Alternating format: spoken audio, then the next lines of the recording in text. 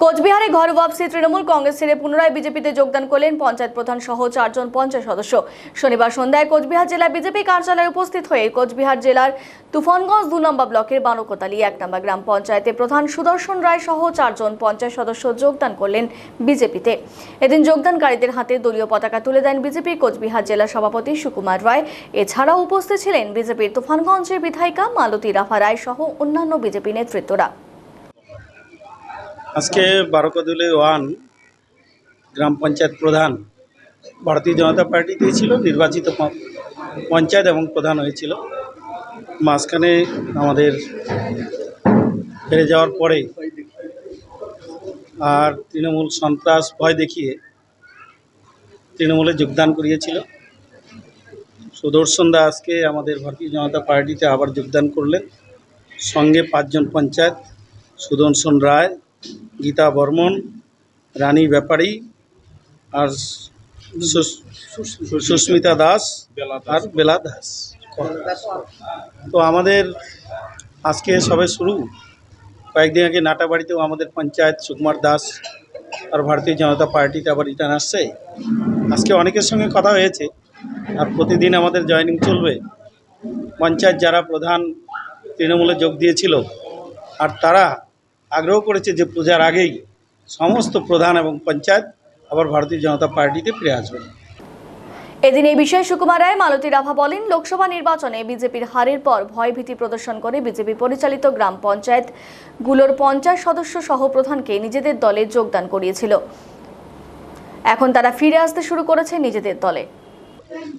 দেখুন, 2023-এর যে গ্রাম পঞ্চায়েত নির্বাচন ছিল, সেই নির্বাচনে গণতান্ত্রিক পদ্ধতিতে সেন্ট্রাল ফোর্স ছিল না। বিজেপি লড়াই করে 5টি গ্রাম পঞ্চায়েত তুফানগঞ্জের জিতেছে। পাঁচটিতেই আমাদের লোকসভাতেও প্রত্যেকটি জিপিতে আমাদের লিড ছিল। যে রাজনৈতিক পরিস্থিতি এবং সারা রাজ্য জুড়ে যে পরিস্থিতি ছিল, আমাদের সুদর্শন রায় সে একদম বিজেপির, ও নিজেই বলেছে ও অন্য কোনো পার্টি করেনি। তার জন্মের পর 18 বছরের পর কিন্তু সে তখন থেকেই বিজেপি করে। তাকে তারা রাস্তার থেকে কিডন্যাপ করে জোর করে তার হাতে তৃণমূলের পতাকা তুলে দিয়েছিল। সেদিন থেকেই ওর বিবেক দংশন হচ্ছে, যে সেখানে সে ভালো করে থাকতে পারছে না, খেতে পাচ্ছে না এবং অঞ্চলে সেভাবে কাজ করতে যায় না। এবং আমাদেরও যাদের পঞ্চায়েতদের জোর করে নিয়ে গেছে তারাও অঞ্চলমুখ হয়নি। তাই আজকে তারা বিবেকের দংশনে এবং জনগণের দ্বারা নির্বাচিত, তারা জনগণের পরিষেবা দিতে চায়। যেভাবে মানুষ স্বতঃস্ফূর্তভাবে নিজেদের জীবন বিপন্ন করে বিজেপিকে জিতিয়েছে, তার জন্যই তারা বিবেকের দংশন এবং জনতার সেবা করার জন্যই আবার বিজেপিতে ফিরে এসে। বিষয় হচ্ছে, আমি দীর্ঘদিন থেকে ভারতীয় জনতা পার্টি করি, তার বাইরে আজ পর্যন্ত কোনো আমি দল করি নাই এবং আমার শুরু থেকে বিজেপি। 2013 সালে তৃণমূলের সঙ্গে লড়াই করে আমরা ভারতীয় জনতা পার্টি বারোকদালি 1 নং গ্রাম পঞ্চায়েত আমরা দখল করি এবং সেই হিসেবে আমাদের 18 জনের মধ্যে 13 জন পঞ্চায়েত ভারতীয় জনতা পার্টির জয়লাভ করে। মাঝখানে 2024-এর লোকসভা নির্বাচনের পরে আমাদের একটু খারাপ রেজাল্ট হওয়ার জন্য তৃণমূল বিভিন্নভাবে আমাদের উপরে চাপ সৃষ্টি করে এবং ধরতে গেলে আমাকে কিডন্যাপ করে নিয়ে এসে তৃণমূলে জয়েন করাইছিল।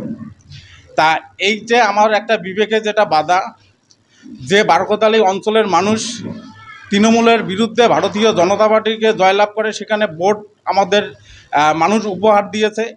পাশাপাশি এই বোর্ডের নেতৃত্বে এই যে সদ্যমাত্র লোকসভা নির্বাচন হলো, সেই নির্বাচনও আমরা 17টা বুথের মধ্যেই 15টা বুথেও আমাদের এই নির্বাচনও মানুষ আমাদের আশীর্বাদ করেছে।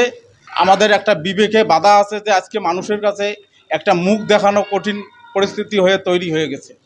তাই আমরা আবার এবং সারা রাজ্যে তৃণমূলের বিরুদ্ধে সাধারণ মানুষ যে এবার আন্দোলনে গর্জে উঠেছে,